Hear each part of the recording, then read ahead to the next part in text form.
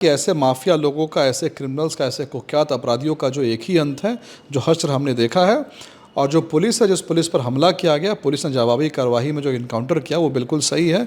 हम इसका समर्थन करते हैं। बाबूलाल मरांडी जी ने इस चीज़ को कुख्यात गैंगस्टर अमन साव के कथित एनकाउंटर के बाद झारखंड भाजपा के नेताओं के बीच ही दो तरह के राय या दो तरह के बयान कह सकते हैं सामने आ रहे हैं। एक तरफ जहां बाबूलाल मरांडी या सीपी सिंह इन जैसे नेताओं ने बयान दिया कि वो गैंगस्टर था, जो भी हुआ सही हुआ, इस तरह से कार्रवाई की जानी चाहिए। वहीं भाजपा नेता चंपई सोरेन जो हैं, उन्होंने एक दूसरा पक्ष रखा। उन्होंने कहा कि ये इस तरह के एनकाउंटर गलत हैं। उससे अमन साहू से अगर पूछताछ की जाती तो और कई अहम जानकारियां सामने निकल कर आती। तो इस एनकाउंटर पर सीबीआई की जांच हो। इन तमाम मुद्दों पर बात करने के लिए हमारे साथ भाजपा प्रवक्ता अजय शाह हैं। अजय जी, आज जो कुछ भी हुआ और सदन में जिस तरीके से नेताओं के बयान आए, कैसे देख रहे हैं इसको?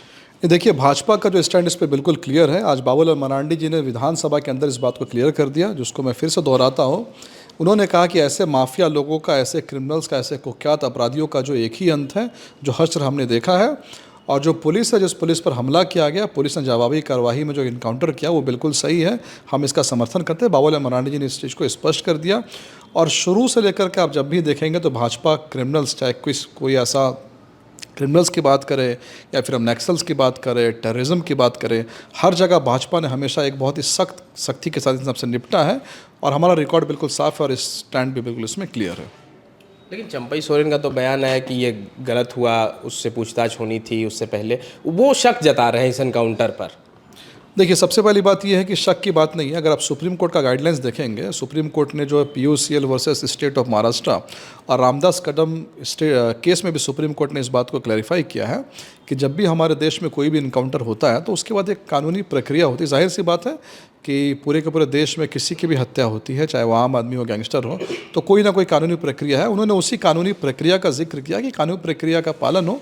अदरवाइज भारतीय जनता पार्टी के प्रदेश अध्यक्ष का स्टैंड, नेता प्रतिपक्ष का स्टैंड, विधायक दल के नेता का स्टैंड जो है, वो हमारे पार्टी का बिल्कुल एक ऑफिशियल स्टैंड है। और उसको हम दोहरा रहे हैं कि जो माफिया राज यहाँ पर जिन्होंने भी स्थापित किया है, उनका हश्र जो है वो यही होना है। आपके नेता कह रहे हैं कि अब झारखंड में भी योगी मॉडल चलेगा। जी बिल्कुल, ये तो अच्छी बात है कि योगी मॉडल कम से कम कुछ लागू हो जाए। और जहाँ तक बात है कि जैसे कि यहाँ के DGP ने ही कहा कि 3 गैंग्स जो है वो ऑपरेट करें पूरे झारखंड में, लेकिन 3 गैंग्स तो पूरे झारखंड में ऑपरेट कर रहे हैं। यहाँ पर देखेंगे तो हर डिस्ट्रिक्ट लेवल पे गैंग है, हर ब्लॉक लेवल पे गैंग है। तो बात यहाँ पर ये है कि ये गैंग्स इतने क्रिमिनल्स क्यों हैं। तो मैं आपको याद दिला देना चाहूँ कि 2007 की अगर हम बात करें, 2007 में सुप्रीम कोर्ट भी इस बात को लेकर के चिंतित था कि जो हमारे देश में क्रिमिनल एक्टिविटीज़ और उस पर कैसे लगाम लगाई जाए। तो सुप्रीम कोर्ट ने प्रकाश सिंह केस में जो 7 डायरेक्टिव्स दिए थे, उस 7 डायरेक्टिव्स का क्रक्स यही था कि कुछ ऐसी चीज़ें की जाए जिससे कि पुलिस का राजनीतिकरण नहीं हो और पुलिस अच्छे तरीके से काम करे। उदाहरण के लिए वहाँ पर DGP का टेन्योर फिक्स किया गया था। DGP की नियुक्ति को लेकर कुछ नियम बनाए गए थे। ये कहा गया था कि पुलिस के जो SP सुपरिटेंडेंट ऑफ पुलिस जिला के हैं, उनका भी टेन्योर फिक्स किया जाए। पुलिस के प्रमोशन के लिए, ट्रांसफ़र के लिए एक अलग सा बोर्ड बनाया जाए। एक सिक्योरिटी कमीशन की व्यवस्था हो। ये भी कहा गया था कि पुलिस के खिलाफ कंप्लेन करने के लिए एक बॉडी होनी चाहिए। अगर आम आदमी पुलिस से त्रस्त है तो वो कहाँ कंप्लेन करेगा, इसके लिए एक अलग बॉडी होनी चाहिए। लेकिन झारखंड में प्रकाश सिंह केस के एक भी डायरेक्शन का जो है इम्प्लीमेंटेशन यहाँ पर नहीं हुआ है। तो स्ट्रक्चरल फ्लॉज यहाँ पर जो जारी रहेंगे। अब सीधी सी बात है, जिस गैंगस्टर्स का आज इनकाउंटर हुआ है, तो हम इस बात को मान सकते हैं कि उस गैंगस्टर का जो गैंग था, उस गैंग की सफाई हो जाएगी, वो गैंग का अपना ऑपरेशन बंद हो जाएगा।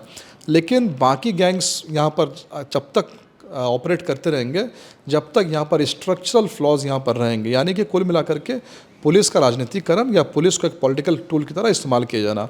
मैं आपको याद दिला देना चाहूँ कि झारखंड में 2 ऐसे ज़िले हैं, हज़ारीबाग और चतरा के, जहाँ के पुलिस कप्तान जो है चार्जशीटेड है। सेकंड JPC में CBI ने उनको चार्जशीट किया गया है। तो ऐसे टेंटेड लोग भी अगर पुलिस में बने रहेंगे तो हम उम्मीद नहीं कर सकते कि लॉ एंड ऑर्डर यहाँ का जो है वो उसमें कुछ सुधार होगा।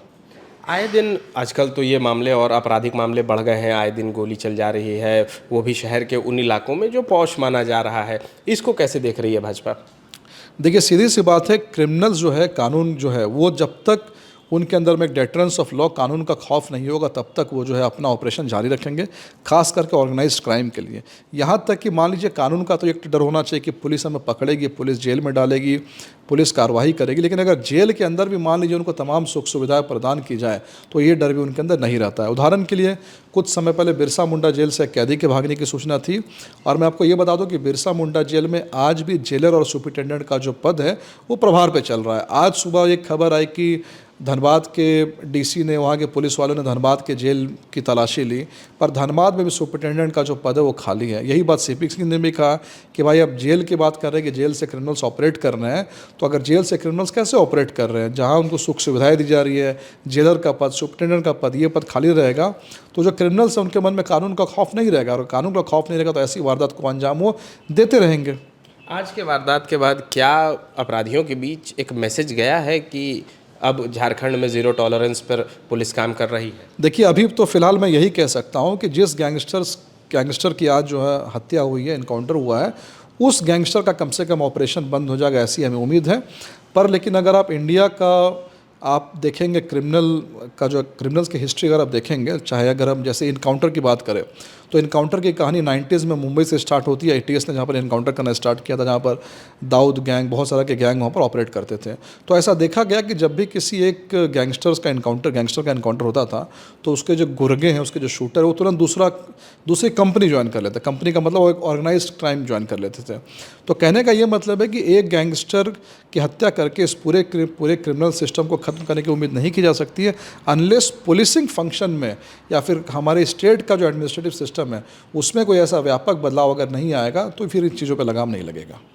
जहां 27 वर्षों के सफर में 17,000 से भी अधिक छात्रों ने डॉक्टर एवं इंजीनियर बनकर भरे सफलता की ऊंची उड़ान, जहां साधारण छात्र भी झारखंड टॉपर्स बनकर बना रहे इतिहास। दूरदर्शी शिक्षाविद श्री विपिन सिंह के मार्गदर्शन में मेडिकल एवं इंजीनियरिंग के लाखों छात्रों के लिए आशा की किरण के रूप में गोल, नेशंस लीडिंग इंस्टीट्यूट। बायोम सिर्फ मेडिकल प्रिपरेशन का संस्थान। बायोम से लगातार दूसरी बार नीट यूजी में 700 मार्क्स पार। 10th पास स्टूडेंट्स के लिए फाउंडेशन कोर्स, 11th पास स्टूडेंट्स के लिए फ्रेशर कोर्स और 12th पास स्टूडेंट्स के लिए टारगेट कोर्स 17 अप्रैल से शुरू हो रहे हैं। कॉल 7360066190 और visit Biome, circular road near women's college and Hinoo, Ranchi. thefollowup.in. Like, share and subscribe. www.thefollowup.in